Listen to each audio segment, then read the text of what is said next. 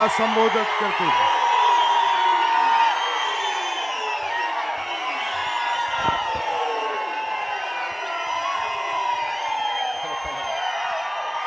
भारत माता की। अरे काय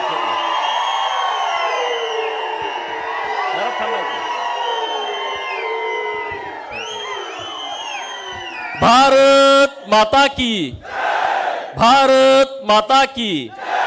वंदे वंदे। भारतीय जनता पार्टीचा, भारतीय जनता पार्टीचा।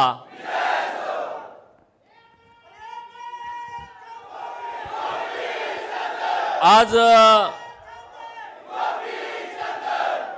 सांगली शहरामध्ये 18 तारखेला मी काही जतमध्ये बोललो। 18 तारखेनंतर महाराष्ट्रामध्ये त्या विषयावरती बरीच चर्चा झाली। 19 तारखेला सकाळी 11 साडे11 वाजता राज्याचे लोकप्रिय मुख्यमंत्री यांचा मला फोन आला आणि त्यांनी मला सक्त सूचना दिल्या की अशा पद्धतीचं परत बोलायचं नाही, ही तुमची चूक आहे। आणि मी लगेच जिल्हाधिकारी सांगली कार्यालयाच्या समोर येऊन मी सर्व मीडियाच्या समोर सांगितलं की माननीय मुख्यमंत्री महोदयांच्या मला सक्त सूचना आहेत आणि अशा पद्धतीचं मी वक्तव्य करणार नाही। आणि तत्पूर्वी त्यांना शरदचंद्रजी पवारांचा फोन गेला होता आणि तेही माननीय मुख्यमंत्री महोदयांनी मीडियामध्ये सांगितलं, पवारांच्याकडून पण मीडियामध्ये ते आलं होतं। आणि मग मी सांगितलं की मी इथून पुढं असं वक्तव्य करणार नाही।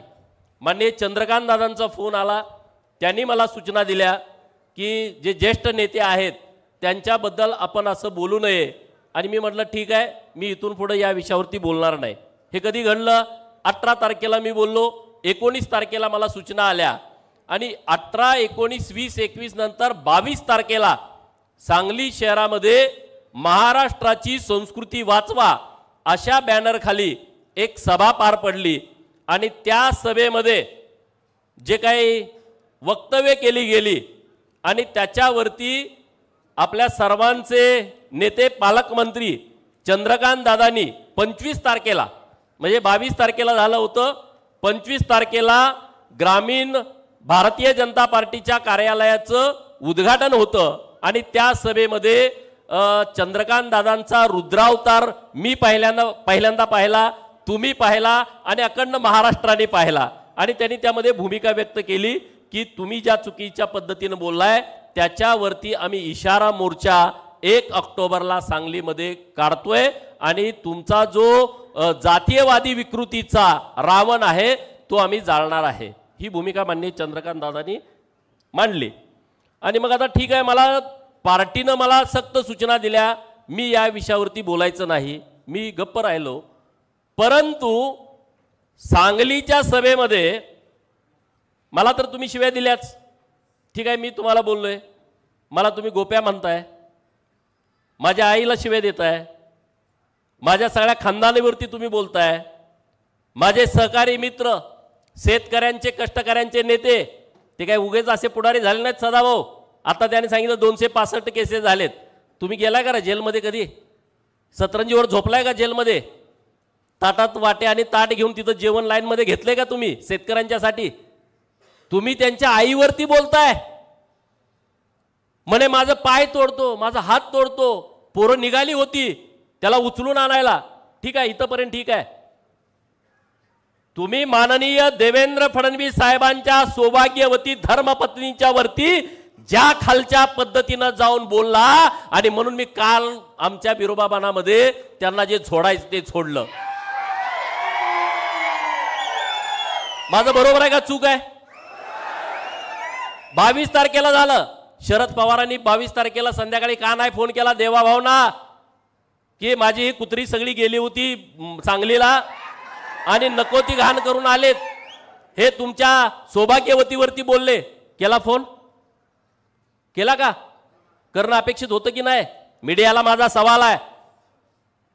की शरदचंद्र पवारांनी मी बोलल्याच्या नंतर देवाभाऊंना फोन केला, तो फोन अखंड जगामध्ये ज्यांचं नाव आहे, अखंड जगामध्ये ज्यांनी दबदबा निर्माण केलाय, भारत ही महासत्ता होणार हे आम्ही पूर्वी ऐकत होतो, पण भारत आता महासत्ता होताना आम्ही बघतोय त्या माननीय नरेंद्र मोदी साहेबांच्या मातोश्रीचा एआयच्या माध्यमातून व्हिडिओ तयार केला आणि तो व्हिडिओ व्हायरल केला। शरद पवारांनी माननीय नरेंद्र मोदी साहेबांच्याकडे फोन करून हे चुकीचं आहे असं मत व्यक्त केलं नाही। माननीय देवाभाऊंच्या मातोश्रींच्या वरती मागच्या 1 महिन्याच्या पूर्वी चुकीच्या पद्धतीने स्टेटमेंट केलं, तेव्हा तुम्ही देवाभाऊंना फोन केला नाही, परंतु मी बोलल्याच्या नंतर फोन केला, ठीक आहे, परंतु मी बोलल्याच्या नंतर देवाभाऊंच्या सौभाग्यवती वहिनींच्या वरती खालच्या पातळीवरती जाऊन टीका केली, तेव्हा शरदचंद्र पवारांनी फोन केला नाही। मीडियाने त्यांना जाऊन का नाही सवाल केला, त्यांना काय नाही प्रश्न विचारला की तुम्ही गोपीचंद जेव्हा चुकीचा बोला तेव्हा तुम्ही फोन केला, परंतु देवाभाऊंच्या धर्मपत्नीवरती खालच्या भाषेत जाऊन इथला वाळवाचा कुत्रा बोलतोय त्याच्यावरती तुम्ही काय कारवाई करा असं तुम्ही बोलला नाही। म्हणजे आपला तो बाब्या आणि दुसऱ्याचं ते कार्ट, ह्या पद्धतीनं कसं काय महाराष्ट्रामध्ये चालल? संस्कृती म्हणे, संस्कृती कसली संस्कृती? कुठली संस्कृती? कसली संस्कृती आहे तुमची? अरे तुम्ही आम्हाला संस्कृती शिकवणार ज्यांनी या महाराष्ट्रातल्या बहुजनांच्या वरती अन्याय केला? गेले 50-60 वर्ष या लोकांना तुम्ही दाबून ठेवलाय, गावागावामध्ये झुंजवलाय, गावागावामध्ये सरपंच पदासाठी त्यांच्या 3-3 पिढ्याच्या दुश्मन्या तयार करून ठेवलेल्या आहेत आणि त्यांच्या जोरावरती तुम्ही आमदारक्या, खासदारक्या, मंत्रीपद, मुख्यमंत्रीपद भोगता। त्या गावातल्या लोकांचा तुम्ही कधी विचार केला? त्या गावातल्या लोकांचा विचार केलाय राज्याचे लाडके मुख्यमंत्री देवाभाऊंनी, आणि म्हणून आम्ही त्यांच्या सोबत आहोत, म्हणून आम्ही त्यांच्या सोबत आहोत। काय विचार केला त्यांनी? देवाभाऊंनी विचार काय केला? या गावगाड्यातल्या पोरांना शिक्षण मिळालं पाहिजे, या गावगाड्यातल्या पोरांना शिक्षण करताना चांगल्या सुविधा मिळाल्या पाहिजेत, आणि म्हणून महाराष्ट्रातल्या गरीब मराठा पोरांच्यासाठी सारथी नावाची संस्था स्थापन करण्याची कल्पना ही देवाभाऊंच्या डोक्यामध्ये आली, ते कुठल्याच मुख्यमंत्र्याच्या डोक्यामध्ये आली नाही। आणि आज मी तुमच्याशी बोलत असताना चंद्रकांत दादांनी नेतृत्व केलंय 5 वर्ष 14 ते 19 आणि नंतर 22 ते 24 मराठा समाजाच्या मुलांना काय योजना द्याव्यात त्याचं नेतृत्व चंद्रकांत दादांनी केलंय। रात्र बसून त्यांनी योजना तयार केलेल्या आहेत माननीय मुख्यमंत्री देवाभाऊंच्या नेतृत्वामध्ये। अरे आज महाराष्ट्रातल्या गरीब मराठा समाजाची मुलं class 1, class 2, super class 1 UPSC MPSC मध्ये सिलेक्ट झालेले आहेत। हे देवाभाऊ आणि चंद्रकांत दादांचं हे योगदान आहे मित्रांनो। सारथी नावाच्या संस्थेच्या माध्यमातून गरीब मराठा समाजाच्या मुलांच्यासाठी योजना दिल्या। आज जर पोरगा पुण्याला डायरेक्ट गेला, आज उद्या त्याचं ऍडमिशन आहे पुण्यामध्ये, आणि आज तो कुठं जाईल, कुठं राहील, काय खाईल, सगळ्याचेच पाहुणे पुण्यामध्ये नाही, तर त्यांना आकस्मिक निधी नावाचा निधी सरकारनं काढला। त्याच्या खिशामध्ये पहिल्यांदा रोख 20,000 रुपये दिले जातात, 15,000 रुपये दिले जातात।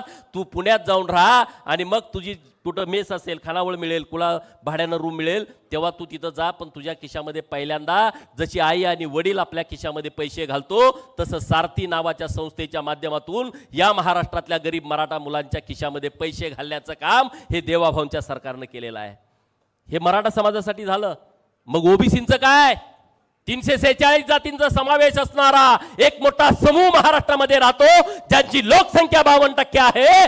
त्या ओबीसींच्यासाठी देवाभाऊंना वाटलं की एक वेगळं मंत्रालय तयार केलं पाहिजे, आणि पहिल्यांदा असं घडलं देशामध्ये, महाराष्ट्र सरकारनं 346 जातींचा समूह असणाऱ्या ओबीसींच्यासाठी मंत्रालय स्थापन केलं। त्याच्यासाठी वेगळा मंत्री नेमला, आणि त्या मंत्रालयाच्या माध्यमातून महाज्योती महात्मा ज्योतिबा फुले यांच्या नावानं संशोधन आणि प्रशिक्षण संस्था स्थापन केली, आणि 346 जातीच्या पोरांना जे सारथीच्या पोरांना मिळतंय तेच महाज्योतीच्या पोरांना देण्याचं काम केलं। आणि म्हणून गेल्या वर्षी या महाराष्ट्रामध्ये 22 वैमानिक पोरं सुताराचं, कुंभाराचं, लोहाराचं पोरग, अरे आमची पोरं ड्रायव्हर होत आहेत कशाचा, टॅक्सीचा, आमची पोरं ड्रायव्हर होत आहेत कशाचा, रिक्षाचा, आमचा पोरगा ड्रायव्हर होतोय पिकअपचा, टेम्पोचा, ट्रकाचा, परंतु देवाभाऊंच्या नेतृत्वामध्ये आमचा पोरगा विमानाचा ड्रायव्हर होतोय. हे देवाभाऊचं काम आहे मित्रांनो. विमानाचा ड्रायव्हर वैमानिक होतोय आणि त्याचा सगळा खर्च महाज्योती घालतेय. अरे धनगरांच्या पोरांना जिल्ह्यामध्ये वसतिगृहात ऍडमिशन मिळालं नाही तर आधार नावाची योजना आणली आहे. जो तालुक्याला राहतो त्याला 38,000, जो जिल्ह्याला राहतो त्याला 41,000, जो विभागीय कार्यालयात राहतो तिथं 51,000 आणि जो मुंबई, नवी मुंबई, ठाणे, नागपूर, पिंपरी चिंचवड आणि पुणे या मेट्रो सिटीमध्ये जर गेला पोरगा आणि त्याला वसतिगृहात ऍडमिशन मिळालं नाही तर त्याला 61,000 रुपये देण्याची योजना आपल्या सरकारनं आणली आणि प्रत्येक जिल्ह्यामध्ये 600 मुलांना, महाराष्ट्रामध्ये 36 जिल्हे आहेत, 36 गुणुले 600 एवढ्या पोरांना धनगर समाजाच्या, एवढ्या पोरांना ओबीसी समाजाच्या सवलत राज्य सरकार देतंय मित्रांनो. प्रत्येक जिल्ह्याला 2 वसतिगृह, एक मुलींच्यासाठी, एक मुलांच्यासाठी, मराठा समाजाच्या मुलांना, एक मुलींच्यासाठी, एक मुलांच्यासाठी, ओबीसी समाजाच्या मुलांना. हे आमच्या सरकारनं केलं. अरे तुम्ही फुले शाहू आंबेडकरांचं नाव घेतलं, फुलेवाडा काम तुम्ही केलं नाही.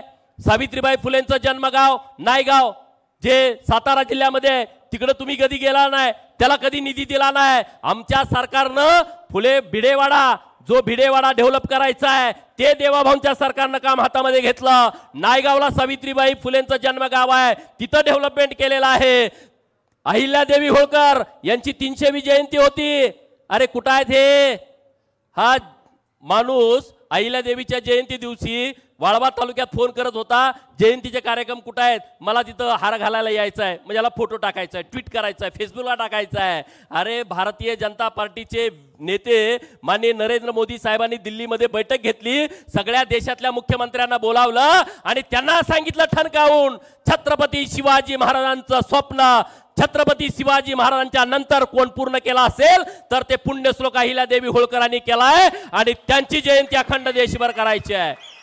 अखंड देशभर करायची जयंती. सूचना दिल्या, कामाला लागले सगळे मुख्यमंत्री. अरे महाराष्ट्रात जयंती होत नव्हती, आम्ही आंदोलन करायचो की अहिल्यादेवींची जयंती सरकारनं साजरी करावी. 4 ओळीचा शासन निर्णय काढायचं, या जातीयवादी अवलादीना झालं नाही. देवाभाऊंनी 4 ओळीचं पत्र काढलं. सगळे कलेक्टर, सगळे तहसीलदार, सगळे बीडीओ, सगळे ग्रामसेवक पळायला लागले. अहिल्यादेवींचा फोटो कुठं आहे? अरे अहिल्यादेवींचा फोटो यांनी कधी बघितलाच नव्हता.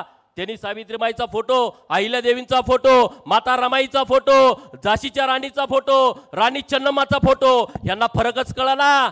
यांनी कधी बघितलंच नाही. एक शासनानं निर्णय घेतल्यानंतर काय होतं त्याचा आम्हाला अनुभव आला आणि सगळ्या कार्यालयामध्ये अहिल्यादेवींचे फोटो आले. मित्रांनो, अखंड देशभर अहिल्यादेवींचा जयंतीचा कार्यक्रम करणारं हे भारतीय जनता पार्टीचं सरकार आहे. तुम्ही त्या दिवशी नुसतं ट्विट केलं, हे जातीवादी तुम्ही लोक आहात.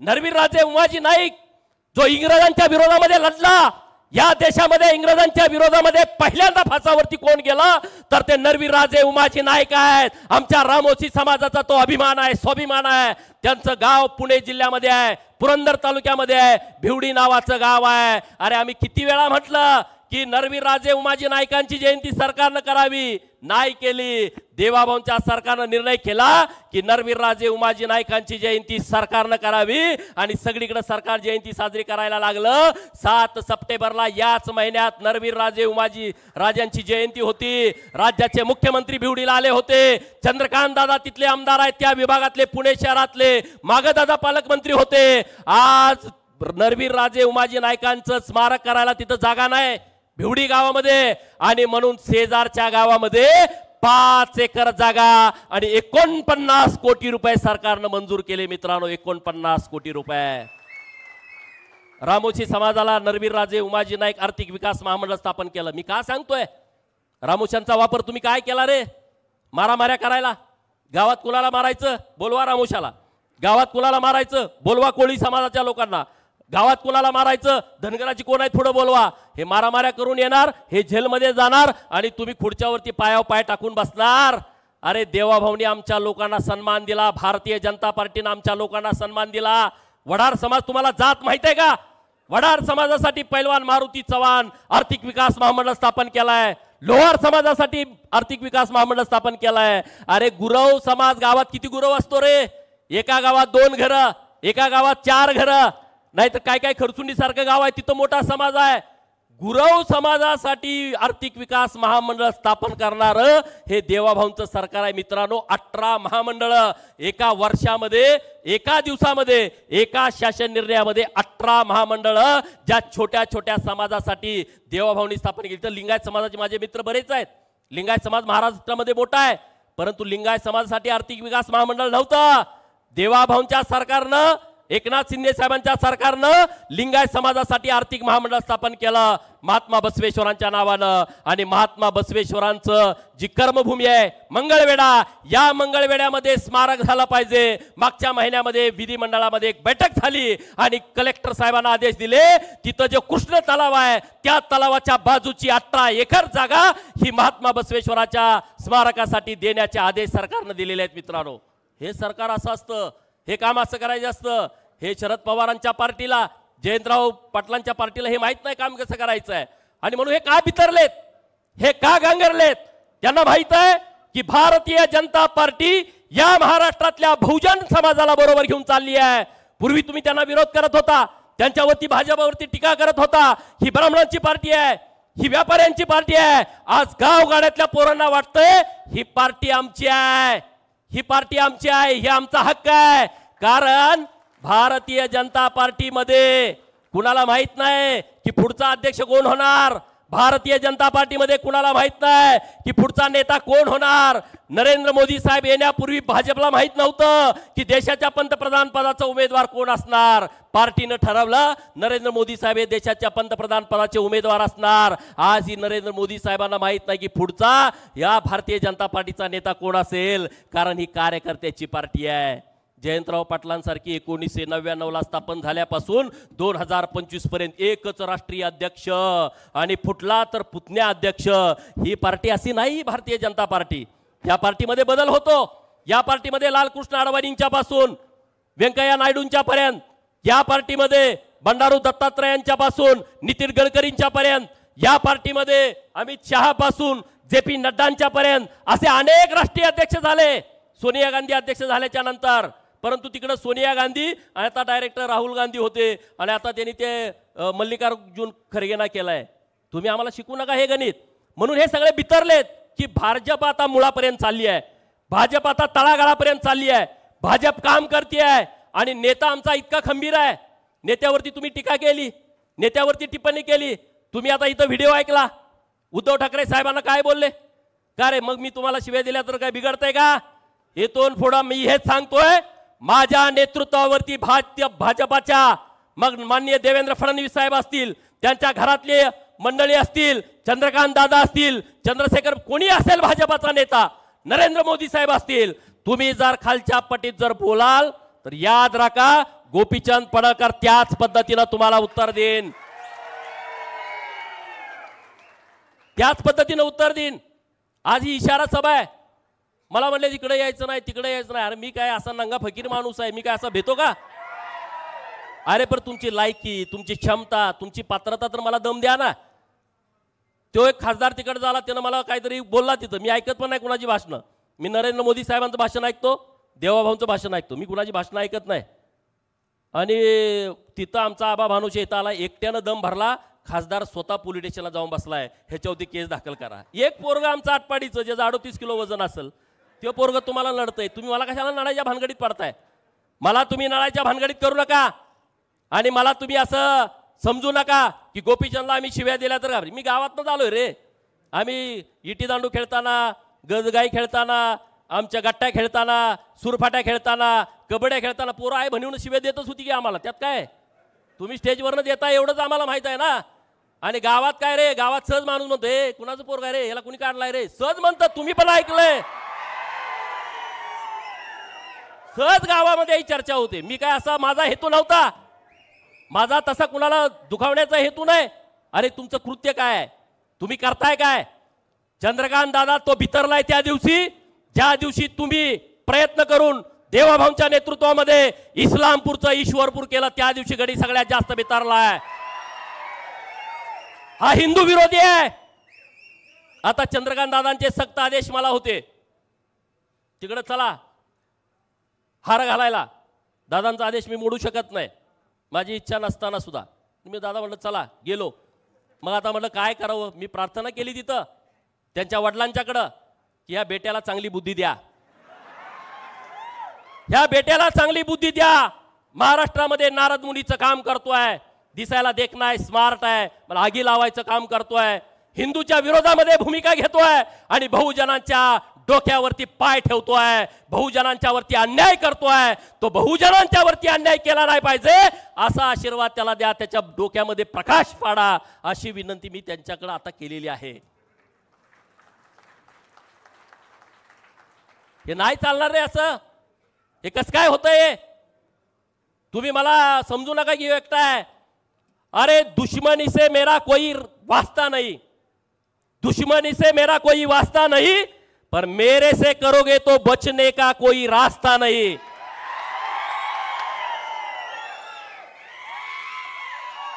मी सहज कुणाच्या नादाला जात नाही, परंतु माझ्या पार्टीच्या नेतृत्वाबद्दल तुम्ही बोलाल तर माझी तळपायाची आग मस्तकामध्ये जाते, कारण माझ्या पार्टीनं या महाराष्ट्राच्या कल्याणाचं काम केलं आहे। या पार्टीनं महाराष्ट्रामध्ये दुष्काळ मुक्त करण्याचं काम केलंय महाराष्ट्राला। अरे आपण ज्या जिल्ह्यात आहे त्या जिल्ह्यातली तुम्ही अवस्था बघा, जत, कवटेमंकाळ, तासगावचा पूर्व भाग, मिरजचा पूर्व भाग, खानापूर पूर्वीचा आताचं भवानीनगर ज्याला आपण म्हणतोय, कडेगाव, पलूस, तिकडचा पलीकडचा मान, खटाव, कोरेगाव, फलटण, तिकडं मंगळवेढा, सांगोला, माळशिरसचा अलीकडचा दक्षिणेकडचा भाग, लांबचं मी सांगत नाही काय अवस्था होती। इकडं शिराळ्याचा भाग, वकुडे बुद्रुक योजना तुमची का नाही पैसे दिले तुम्ही? तुम्ही तर जलसंपदा खात्याचे मंत्री होता, तुम्हाला पैसे देता आले नाहीत का? नाही देता आले कारण तुमची भावना नाही। अरे इथून 800 किलोमीटर नागपूर आहे, तिथला मुख्यमंत्री आमचा दुष्काळ मिटवतोय, मराठवाड्यासाठी मराठवाडा वॉटर ग्रीड सारखी योजना आणतोय, विदर्भातल्या तिथल्या लोकांच्यासाठी नदी जोडचा प्रकल्प आणतोय, हा नेता काम करणारच ना। तुम्ही ब्राह्मणांना शिव्या देता, पृथ्वीराज भाईंनी इथं विषय काढला, ब्राह्मणांना शिव्या, टार्गेट, एखादं कोणी बोललं फोनवर शिव्या, का रे ब्राह्मणांना तुम्ही समाजाला कशा काय शिव्या देऊ शकता? एखाद्या व्यक्तीला तुम्ही विरोध करू शकता, एखाद्या व्यक्तीवरती तुम्ही टीका टिप्पणी करू शकता, अखंड ब्राह्मण समाजाला तुम्ही टार्गेट कसं काय करू शकता? काय रे, काय अशी पद्धत आहे? ही कुठली संस्कृती आहे? कुठले हे संस्कार आहेत तुमचे?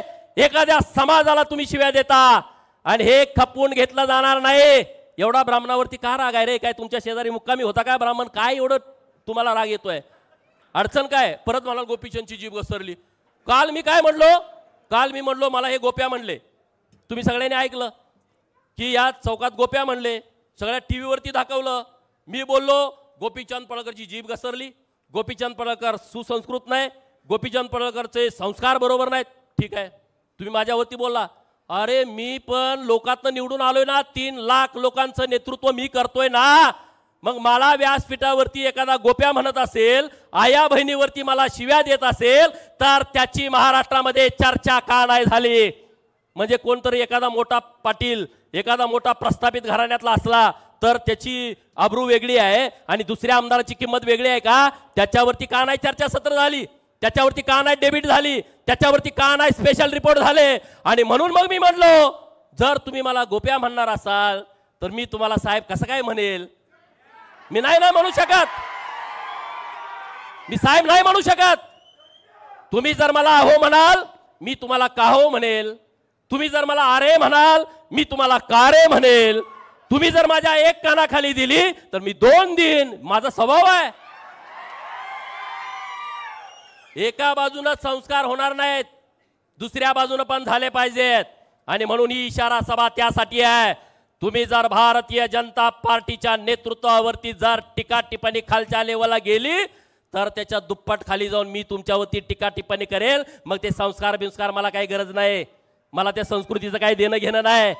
तुमचे महाराष्ट्राची तुम्ही काय काय ठेकेदार आहे का रे महाराष्ट्राचे? तुम्ही काय बाप लागून गेला का महाराष्ट्राचं? महाराष्ट्र म्हणजे तुम्ही नाही आहे। हे जे महाराष्ट्रातली 100-125 घराणी प्रस्थापित जी काँग्रेस आणि राष्ट्रवादीमध्ये काम करतायत ते म्हणजे महाराष्ट्र ही जी त्यांच्या डोक्यात संकल्पना आहे ती पहिली त्यांनी काढून टाकावी। महाराष्ट्र म्हणजे 18 पगड जाती आहेत, महाराष्ट्रामध्ये 12 बलुतेदार आहे, महाराष्ट्रामध्ये 346 ओबीसीच्या जाती आहेत, महाराष्ट्रामध्ये मागासवर्गीय समाज आहे, महाराष्ट्रामध्ये आदिवासीच्या 43 मुख्य जाती आहेत आणि 185 उपजमाती आहेत, महाराष्ट्रामध्ये गरीब मराठा आहे, महाराष्ट्रामध्ये ब्राह्मण आहे, महाराष्ट्रामध्ये जैन आहे, असा विशाल महाराष्ट्र आहे. तो कुठल्या 100-50 घरांमध्ये वाटून घेतलेला महाराष्ट्र नाही. आणि त्यामुळं तुम्हाला जरी वाटलं माझी संस्कृती खराब आहे आणि तर तुम्ही त्याच्या बद्दल काही म्हणायचे मला त्याचं काही देणं घेणं नाही आहे. मला माहित आहे ना मी कशासाठी काम करतो. मी लोक माझ्यासाठी काय येतात. मी काय माझी संस्कृती खराब असतील तर लोक माझ्याकडे येतील का.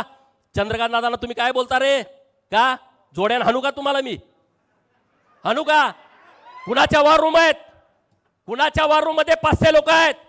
आता मी काल बोललो तर रोहित पवार नातू बोलतोय आज मीडियामध्ये की ते भिरोबा बन आहे आणि त्यांचे काय बोलावं त्यांनी तिथं ठरवलं पाहिजे. अरे काटेवाडी गावामध्ये बिरोबाचं मंदिर आहे. काटेवाडी गाव हे शरद पवारांचं गाव, तिथं बिरोबाचं मंदिर आहे आणि ह्या नातवाला ते बिरोबाचं मंदिर आहे का भैरोबाचं मंदिर आहे हे माहित नाही. आणि मला बिरोबानं सांगितलंय, मला बिरोबाने सांगितलंय हे माजलेले प्रस्थापित एकदा माझ्या दारात आणून काप. माजलेली बोकडं आम्ही बिरोबाला कापतो तसे हे जातीयवादी मस्तवाल हे माझ्या समोर कापले पाहिजेत. मग मी बिरोबाचं ऐकणार, मी तुमचं कसं काय ऐकणार. मी बिरोबाचंच ऐकणार ना. आणि त्यामुळं ह्या सगळ्या ज्या गोष्टी आहेत अत्यंत महत्त्वाच्या गोष्टी आहेत. संस्कार आणि संस्कृती कुणी शिकवावी जे हिंदू धर्माला मानतात. संस्कार आणि संस्कृतीवरती कुणी बोलावं जे प्रभू रामचंद्राला मानतात.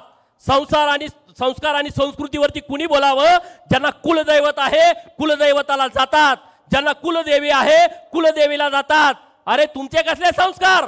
तुम्ही एकादशीला मटण खाणार, तुम्ही चिकन खाऊन दगडूशेठला आरतीला जाणार, तुम्ही म्हणणार की आमच्या पांडुरंगाला मटण चालतंय, तुम्ही संकष्टीच्या दिवशी कोंबड्या कापून खाणार.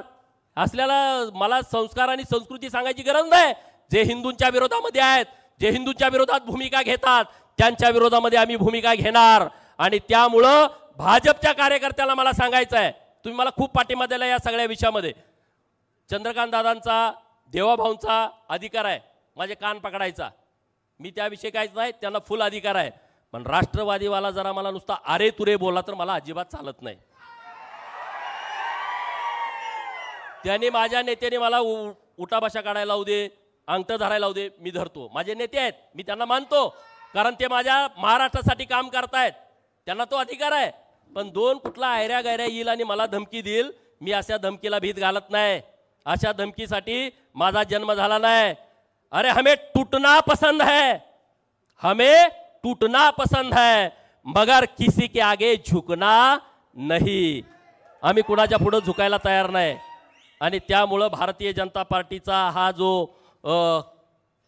वारू महाराष्ट्रामध्ये विकासाचा सुरू आहे तो वारू कुणी रोखू शकत नाही. आणि म्हणून मी जास्त काही बोललेलो नाही. मी कालच सांगितलंय त्यांना, ज्यांनी कुणी माझा हातपाय तोडतो म्हणलेत त्यांनी आज प्रेस घ्यायची. आज काय प्रेस घेतल्या मला माहीत नाही, उद्या घ्या परवा घ्या. मला कुठं वाळव्यात यायला सांगा, मला कुठं ईश्वरपूरला यायला सांगा, मी यायला तयार आहे ना. सदाभाऊनी मत व्यक्त केलं, काय व्यक्त केलं की कर्मवीर भाऊराव पाटलांचं का नाही स्मारक. दादा ही गंभीर बाब आहे, जैन समाजाचे आहेत म्हणून तुम्ही स्मारक केलं नाही का. अरे हजारो शाळा ज्यांनी या महाराष्ट्रामध्ये काढल्या त्या कर्मवीर भाऊराव पाटलांचं साधं स्मारक नाही. दादा माझी विनंती आहे, कर्मवीर भाऊराव पाटलांचं स्मारक झालं पाहिजे, क्रांतिसिंह नाना पाटलांचं स्मारक झालं पाहिजे, लोकशाहीर अण्णाभाऊ साठेंचं स्मारक झालं पाहिजे. हे जे वाळव्याच्या मातीतून येतात ना, गदी माडगुळकर, व्यंकटेश माडगुळकर, इनामदार, हे किती मोठी माणसं होती ज्यांनी मराठी भाषा साता समुद्रापलीकडे नेली. त्यांचं नाव नाही, त्यांचं गाव नाही. आणि एकदा ठरवा दादा या आपल्या सरकारचं धोरण, नेमका स्मारक कुणाचं बांधायचं. जो तो उठतोय, आता मी आमदार झालो, मी परत माझ्या बापा स्मारक बांधा, चालेल का. माझ्या बापाचं थडगं ठीक आहे की, बरोबर ना. नाही आता मी आमदार झालो, माझ्या बापाचं एक 10 कोटीचं स्मारक बांधा. अरे कसं काय बांधा, कुठनं बांध, तुझं तू बांध गे रा निकून, तू काय सरकारच्या पैशातनं बांधतो का. एकदा काहीतरी याचं ठरलं पाहिजे, या महाराष्ट्रामध्ये कुठल्या व्यक्तिमत्वाची स्मारकं बांधायची आणि किती बांधायची हे पण ठरलं पाहिजे ना. ज्यांचं काम आहे त्यांची स्मारकं बांधा, त्याबद्दल आमचं दुमतच नाही. अरे परंतु 20 कोटीचं, 30 कोटीचं, 40 कोटीचं, 50 कोटीचं स्मारक, इकडं लगा एका समाजाला 50 कोटी दिले तर त्या समाजातली पोरं शिकून क्लास 1 अधिकारी होतील, हेळवी समाजाला 50 कोटी द्या ना. इकडे तुम्ही नंदीवाले समाजाला 50 कोटी द्या, नंदी बैलवाले समाजाला 50 कोटी द्या. हो जो मागत फिरतोय मर्यायचा गाडेवाला, कडक लक्ष्मीवाला, कुडमुड्या जोशीवाला, त्याला द्या ना.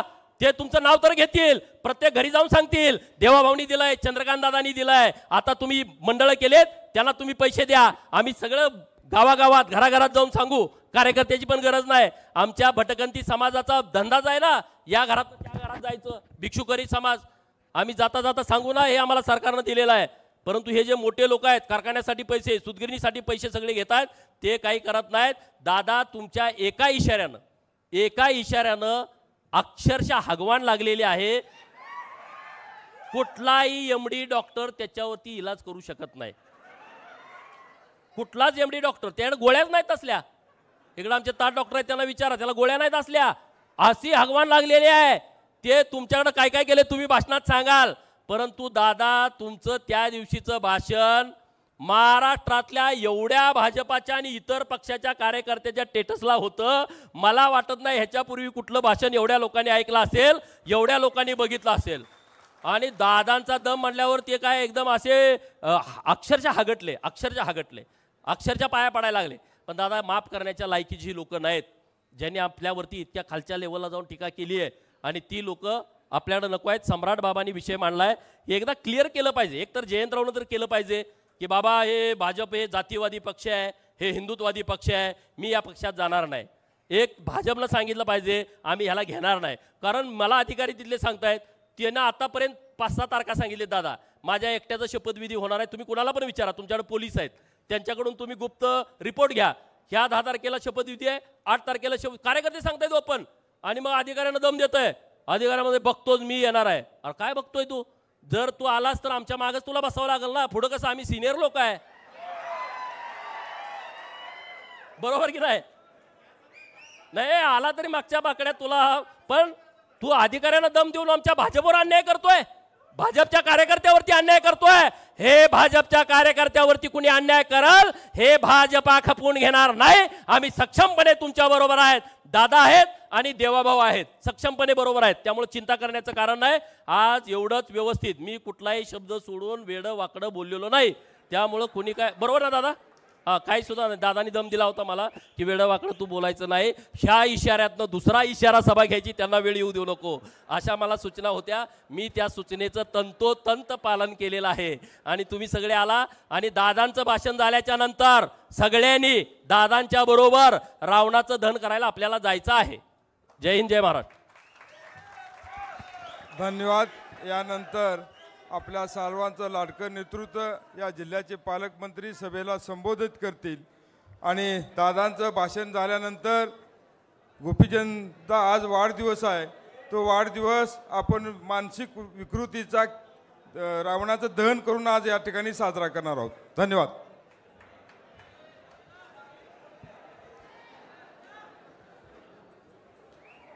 माझी कार्यकर्त्यांवर नेत्यांवर इतकी दहशत आहे मला आज कळलं.